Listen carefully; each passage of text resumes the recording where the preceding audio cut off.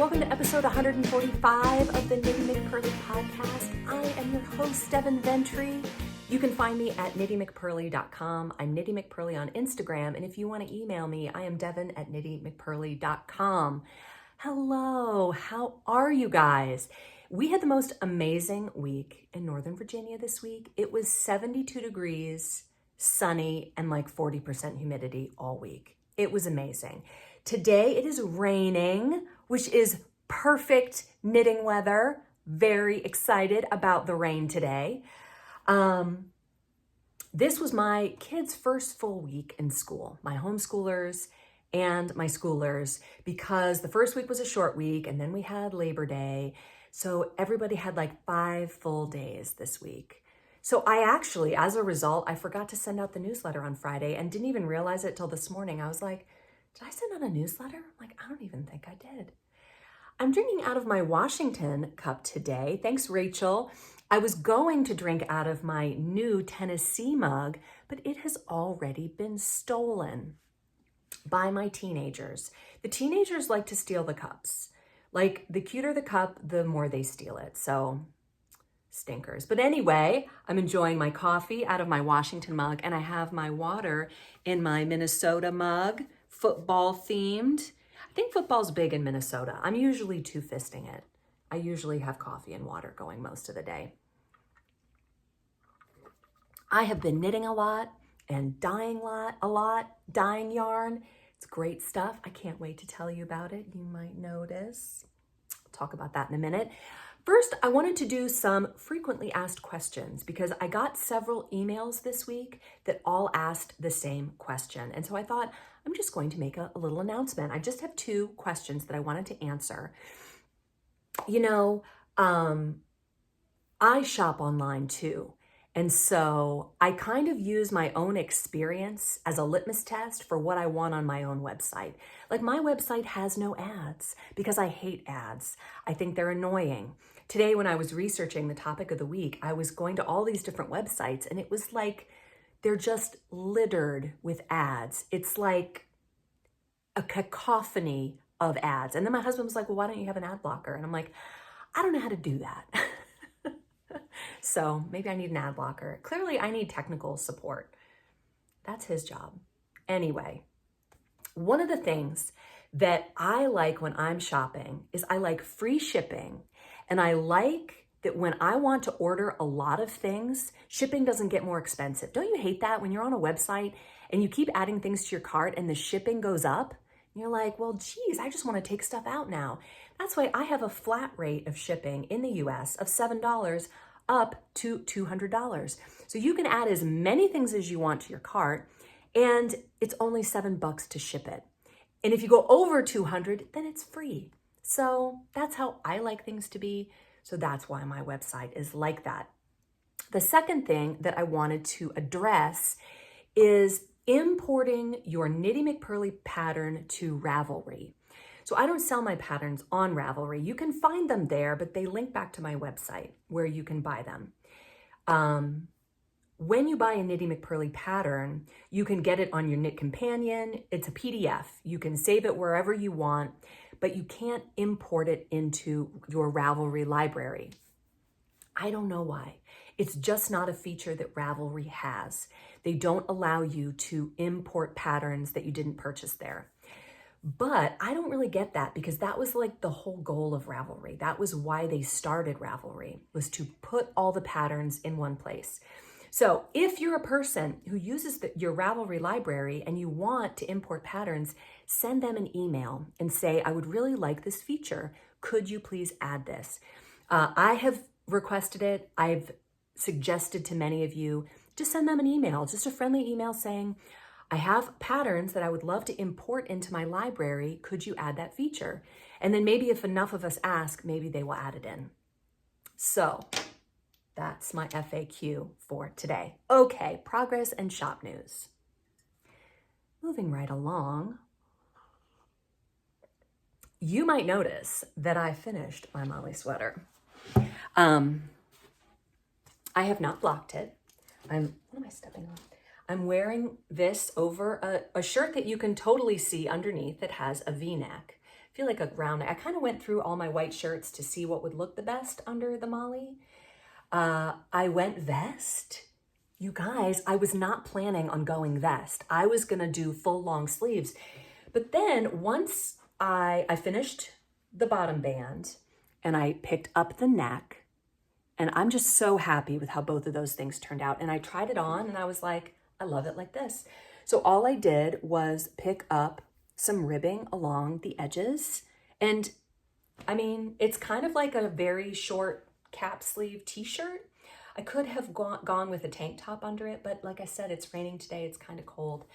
So this is how I went. And you'll see that in the back, it has the lace pattern. I don't know if you can see that, but the lace pattern that goes down the front is also on the back there. You can see it really well right there. It goes down the back also. This was a really fun knit. Molly is a pattern by me. I designed it back in 2019. And interestingly enough, originally, the Molly sweater did have 2 options. And back then I liked the idea of a knitting pattern having options like a sewing pattern does. But I found that knitters didn't really like it. Knitters prefer to have a pattern written as is, and then they can kind of alter it how they like. So I ultimately went with, when I republished the pattern under my own name, I went with just the elbow sleeve option, but the original Molly did have an option for just a ribbing on the edge there. I had tried a cap sleeve, but it didn't really work because of the drop shoulder. But I'm super happy with it. I really, really like it. I love the Surrey silk. This is Stockholm Surrey silk that's available on my website in the Frost colorway. I just love it. Apparently it kind of matches my watch. Apparently it's one of my favorite colors. So I feel like I need more Surrey silk garments in my wardrobe. I have this one. I have the Diggory, which I do not know where it is. Probably stolen by a teenager, if I had to guess. I have a Diggory that's striped with the Surrey silk in bougie. And I have my Vesper, which is mohair. That one is half mohair, half Frankfurt fingering, but I love it. I love it as a layering piece. I like to layer in general. I just think it adds more interest. Anyway, yeah, very, very happy. But now I'm kind of without a project. I'm sort of not without a project. I'm still working on things for the Advent calendar, which is great. I can't wait to talk about that. But yeah, I've been thinking about what else to work on. So I'll talk more about that next week. Sock rulers will be back in the shop this Friday at noon. Today is Sunday, so I think it's the 22nd. September 22nd is Friday. So I will have a newsletter going out that day, and sock rulers will be back in the shop that day. So if you missed them, you'll be able to get them then. I do have a smaller number this time, and typically they sell out within a day or two. So if you want a sock ruler, sometime on Friday afternoon, Eastern Standard Time, go and get one.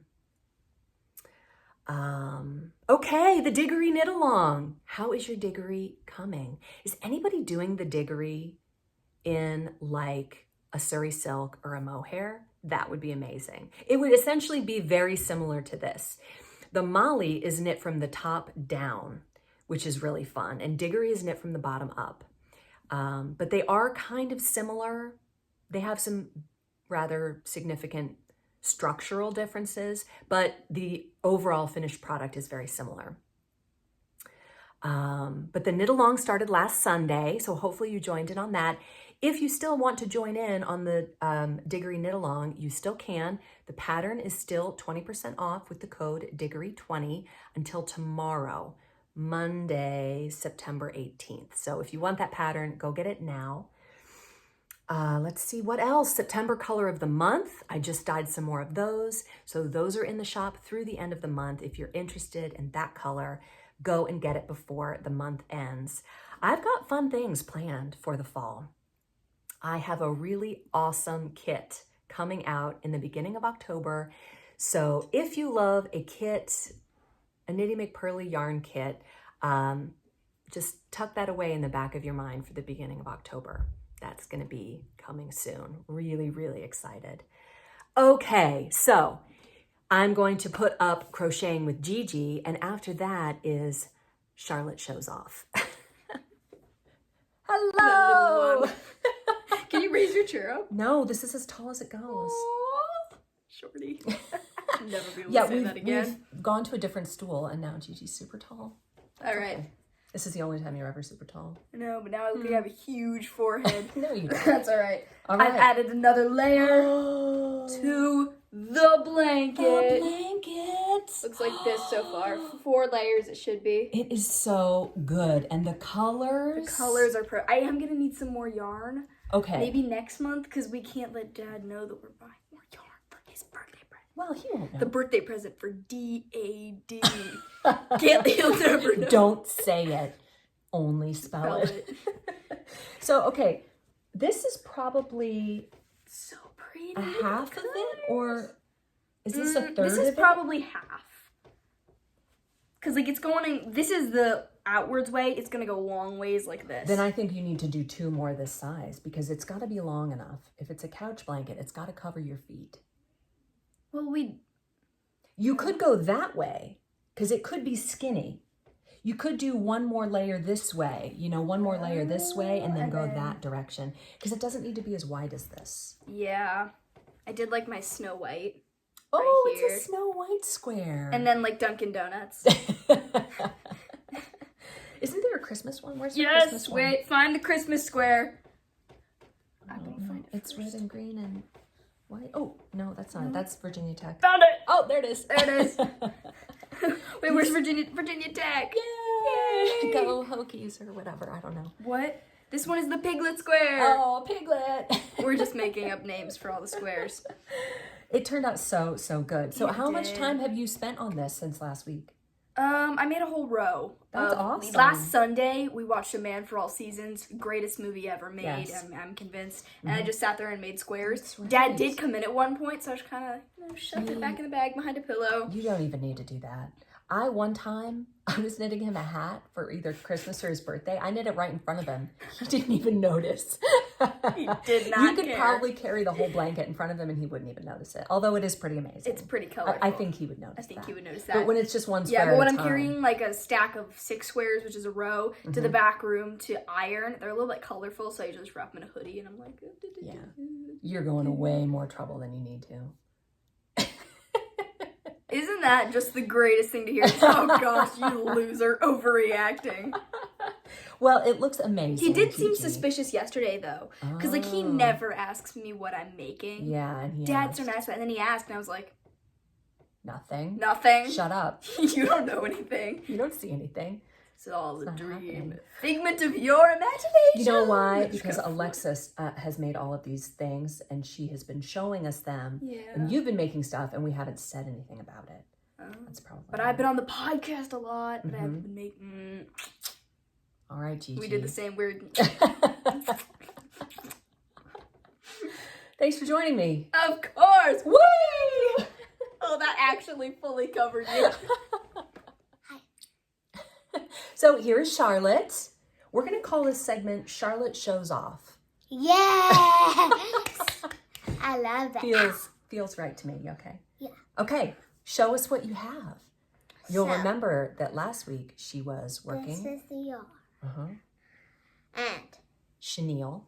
chenille, whatever. Chenille. Panille. Schlemazel. Da Incorporated. You know you just sung along. Charlotte's got no idea. That's okay. Show us. Oh, cool. So Charlotte has some increases going on. And I have not watched her do it.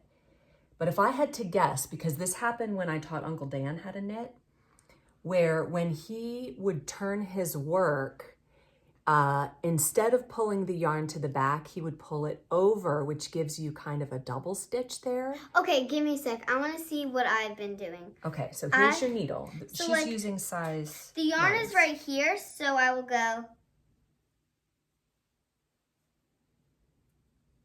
like that. Yeah, that's right. You're doing it right. Oh, okay. I love it though. I think it is awesome. It's so cool. I stole my brother's stool. No, so see, it's not in the picture. I know, You gotta I hold it up tried. a little bit more. Okay, so there's your stitch. So it's interesting. I am a continental knitter, and Charlotte holds the yarn. She doesn't really hold the yarn. Yeah, gosh, somehow, even though I taught you continental, you're knitting English style. Look at you. You're a trailblazer. All right. Thanks, Charlotte. Wait. You want to say bye? Wait, first, before I leave, can I have an airhead? Please. No. Say bye. Bye. But wait, I'm turn off. Turn up.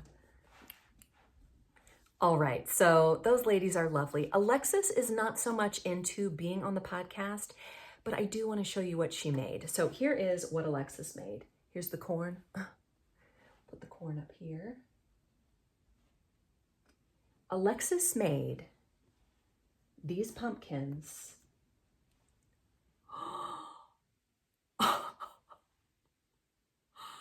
They are epic. Look at them. They're so good. Did she use a pattern? No, she did not. I'm pretty sure that what she did is to make the pumpkin shape, she just threaded a piece of yarn and pulled it tight. I'm pretty sure that that's what she did.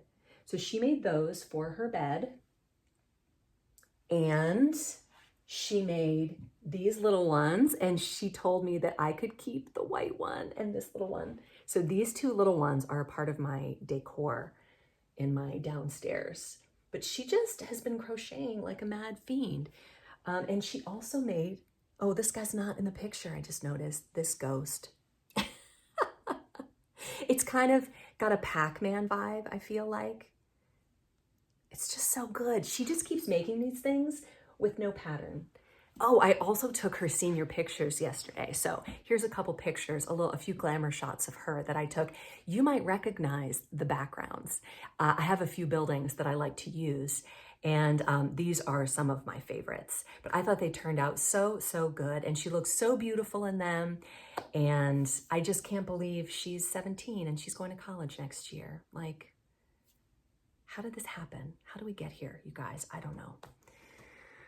All right, topic of the week.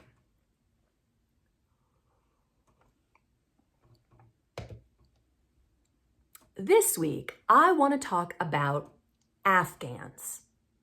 Have you ever wondered why an Afghan is called an Afghan? I have wondered this. And so I decided to do a bit of a deep dive to figure out why that is. So I'm going to explain it in more detail, but the bullet point answer is that Thomas Carlyle in 1831, in a novel of his called Sartor Resartus, which means something like the tailor retailored, whatever, not relevant. I dove deeply into this, but he mentioned the word Afghan and he used it to mean a very colorful blanket. And so that is where it entered the English language through that novel in 1831, which is just a few years before Queen Victoria became Queen of England. So the 1800s, I'm telling you, so much of our modern English language, especially as it relates to knitting and crochet, comes from this period. I have a ton of stuff in my previous podcasts about this. If you are new, welcome, subscribe, thumbs up. But also go back and check those out because there's a ton of stuff from this period. It's really interesting. So basically, Thomas Carlyle, this one guy, calls a colorful blanket an Afghan, and there it is. It's in our language. But why he did that is not really clear. We probably have to go back in his life and figure out what it was about the people of Afghanistan, because that is the tie. It is related to Afghanis or Afghanistanis or whatever they call them, whatever they call someone who is from Afghanistan, Afghans. It's from them that word comes. So an Afghan, as of course you know, because you are a knitter, is a blanket or shawl, usually knitted or crocheted. It is sometimes also called a throw of indeterminate size, often used as bedspreads or put on the back of couches or chairs or whatever. The word Afghan does refer to the people of Afghanistan. And like I said, it comes from that 1831 reference. By 1860, Afghan, as a noun, not an adjective, denoted a type of handcrafted object shown at state fairs and other exhibitions, along with patchwork and knitted quilts, and was being mentioned in novels. So, speculation is that it derives its name from its resemblance to possibly Afghan Oriental rugs. Many Afghans have geometric stripes or patterns worked in bright colors, just as Afghan rugs do. Others speculate that in English, Afghan is a special kind of crochet or shawl knitting that was originally produced in Afghanistan, but were brought to England in the 19th century via India by the British, just as they did with the Afghan hound dog breed. Interesting. Original Afghans, first made in the 1800s, were influenced by multicolored blankets from Afghanistan. So this is all speculation. Like, it depends what website you go to. Different people are like, well, maybe it was this, maybe it was this. But it's that 1831 reference, that's what brought it into the English language. So here's a little more speculation. Okay. Afghan shawls, so we've heard about rugs, we've heard about blankets. Afghan shawls date back to at least the 15th century and are made from wool, cashmere, or fine cotton fabric. Afghans come in a variety of shapes and sizes, ranging from simple squares to intricate patterns. The word Afghan may originate from the Pashto language and means couch, which, if you look up the etymology of Afghan as it refers to someone from the Afghan region, Afghanistan, it goes back to biblical times. It is really, really far back. My 6th grader and I are currently reading about ancient history, and we just got into Mesopotamia and Sumer and the biblical people that lived in between the Fertile Crescent and Egypt. And so all of this relates back to that group of people, ancient people. But I'm not interested in that so much as I am as to why we call the blankets Afghans, and that is much, much more recent. One thing that I have noticed watching shows like Homeland or Jack Ryan, where they're set in the Middle East, and sometimes particularly Afghanistan, is that the men wear shawls. And most of them are Muslims. And I know that in Muslim culture, shawls play a big role.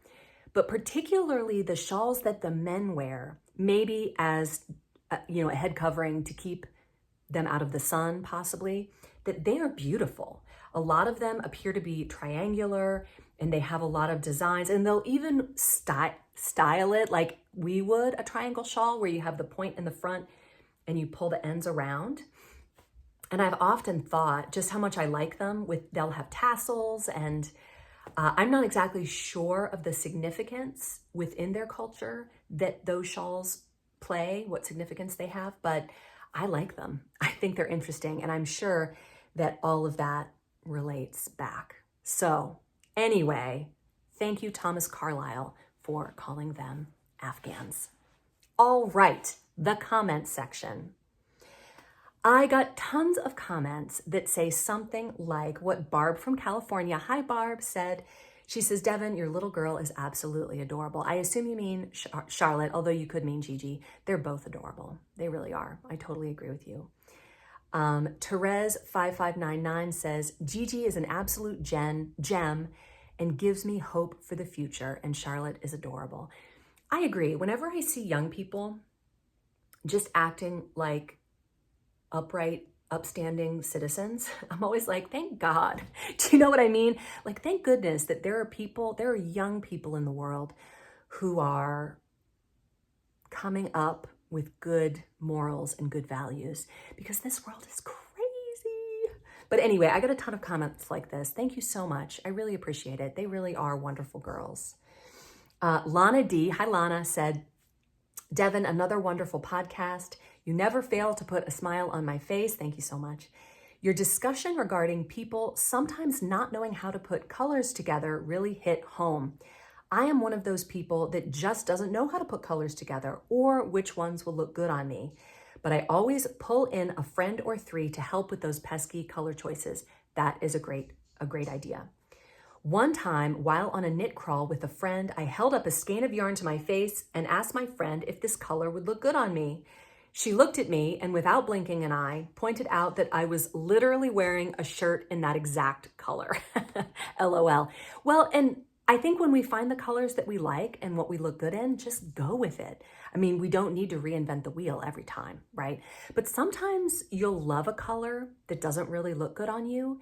And in that instance, I say just go for it. Like, I love yellow, but yellow is not really my color. So if I put it with a green, and green and yellow look really good together anyway. I tend to look good in greens. So if you put it with something that you know looks good on you, that works too. Melissa Emery said, I loved the story at the end. It reminded me that I have been meaning to make my uncle a hat. He was already bald before chemo, but now I need to rewind back to the suggested yarns. Yes, I actually printed out that page from the website that has the yarns that they like or require. I think they require those yarns. And this is knotsoflove.org. If you want to make a chemo cap or a NICU blanket, go check out that website.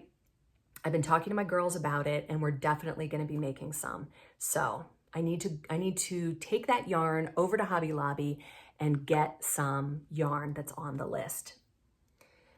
Lefty Crochets and Mirror Knits says, as I'm watching this episode, I am swatching for a diggery tee. I have your sock ruler hanging next to my craft chair to check my measurements. It's easier than using a ruler. I agree, because it goes up the middle. This is also good for checking your gauge. I have used it for that too, because it just highlights the rows that you're working on, especially row gauge, although you could turn it sideways and do it also for stitch gauge. Amy Smith says, Devin, OM goodness. I bought your pattern for the diggery tee and just received the September yarn. Gorgeous. This will be a fab tee that I'll probably be able to wear into December as we are still in the 100s. Amy lives in Texas. I know that it's hot down there, you guys. I know that it is. I feel really bad for you because it's so nice and cool here. You need to come up and visit me. I love seeing your sweet face and your fun daughters every week. Thank you so much, Amy. Amy is one of these people who is like so beautiful and classy that you want her to be your best friend. Yeah, so thank you, Amy. That was awesome. Fiona Steinbrecht said, hi girls, FYI, I think smart girls have a creative development stage where they think spatially. My daughter crocheted a hat on a long drive without a pattern. Love your tea. Greetings from Bavaria. Oh my gosh. That's in Germany, right? Is Bavaria in Germany? Gosh, I'm a geographical moron. Like, yeah, anyway, I'm not good at geography, but if it's from Germany, there's a picture of pretzels and beer. Oh my gosh, I want to come visit. Sounds amazing. Emily DeStauben, 8856 says, love this episode. My nephew is 4 and loves watching me knit and asked me, when am I going to do him a knit? I've shown him toy and sweater patterns, but all he wants is a marshmallow. I have no idea where to start. Any suggestions? I'm still too new to knitting to make things up as I go along. A marshmallow. Does it have to be marshmallow shaped? Because you could do like a coaster and then knit up, just knit even. So you just be starting with a small amount and then increase. Let me think about it. Is there a marshmallow pattern? If anybody knows of a pattern of something that's marshmallow shaped. But when I read this, my very first thought was a bunny nugget. It's not exactly marshmallow shaped. It's more nugget shaped. But the bunny nugget pattern is by Rebecca Danger, and it is a free pattern. And Rebecca is a truly beautiful, wonderful human being. I just love her. And I don't think she is in the knitting community anymore. She she has a book about knitting tiny things. She loves to knit little toys and monsters and just cute, adorable things.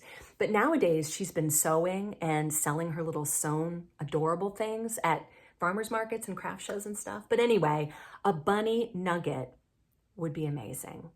But if he insists on marshmallow shaped something, I would say basically knit a circle or crochet. You could even crochet the bottom, knit up the top, and then knit up the sides and crochet the top.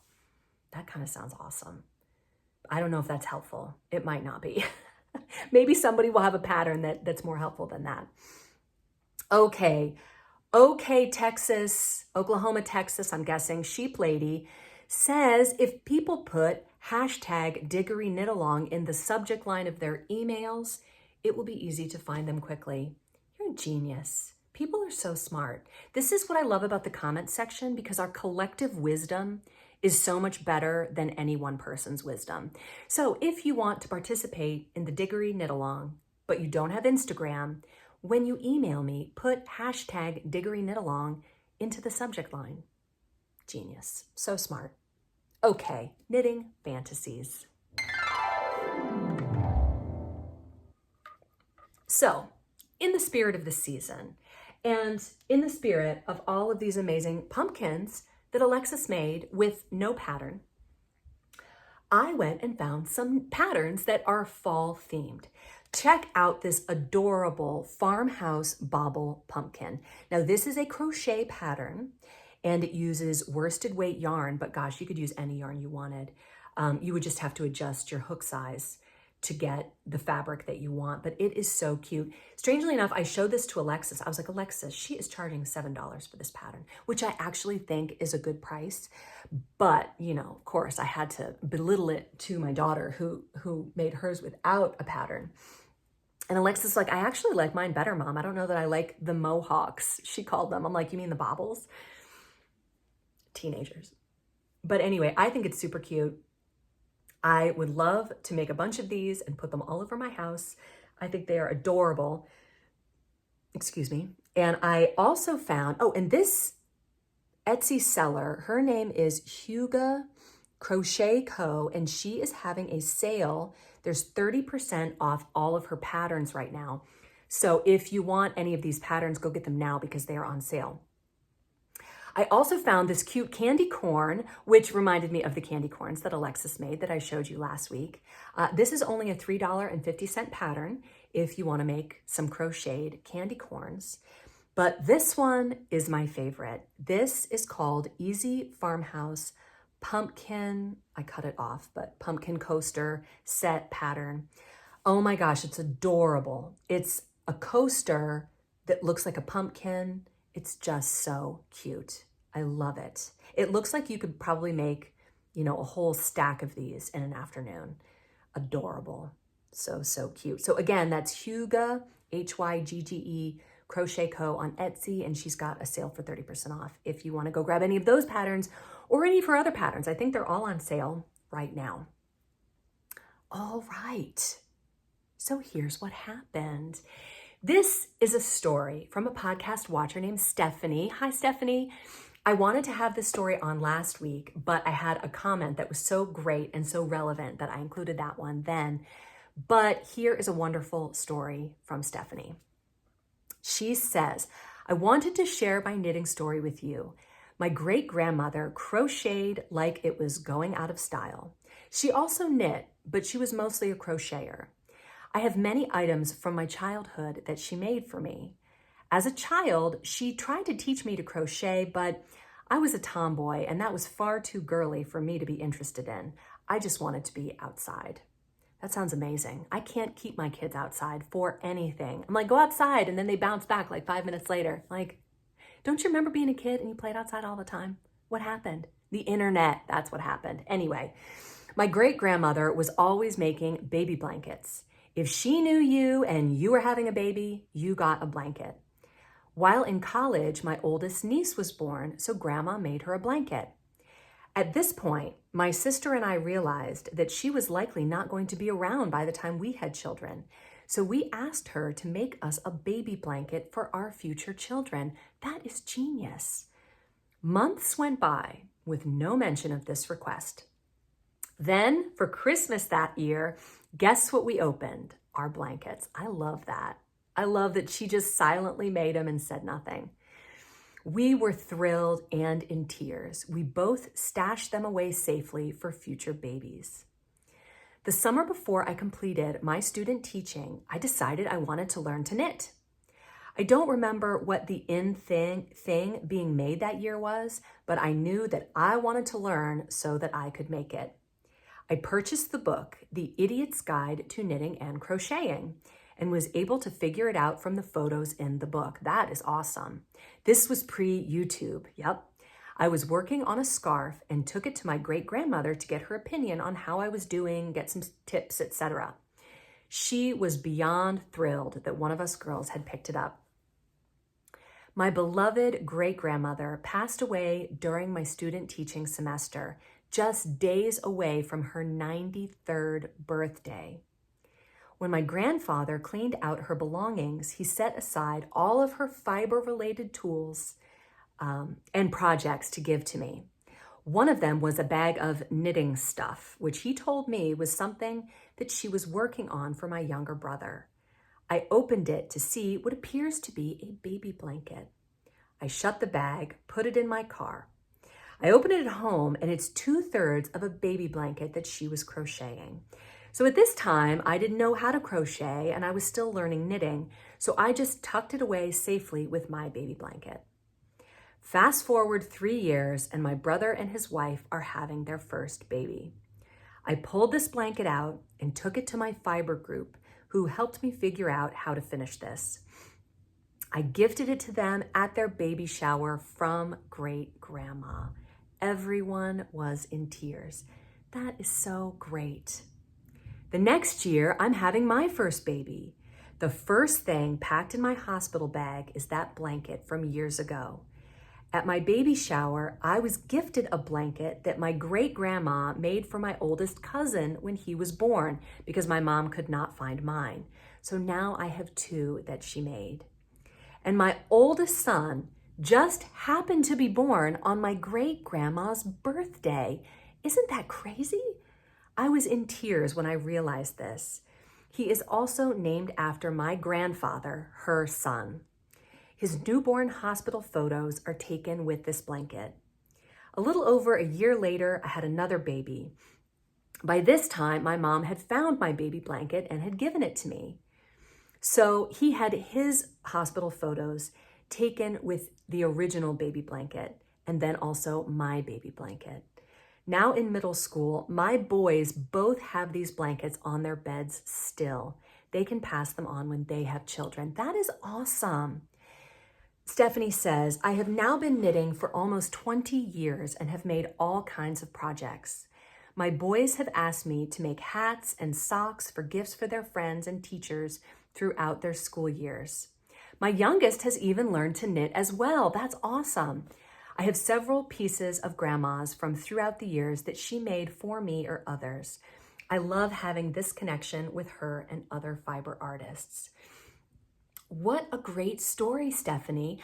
I want to know, what did grandma use to make these blankets? Are they wool or acrylic? I guess they could be cotton, but I'm guessing, if I had to guess, they're probably acrylic, and that is why they have held up so well.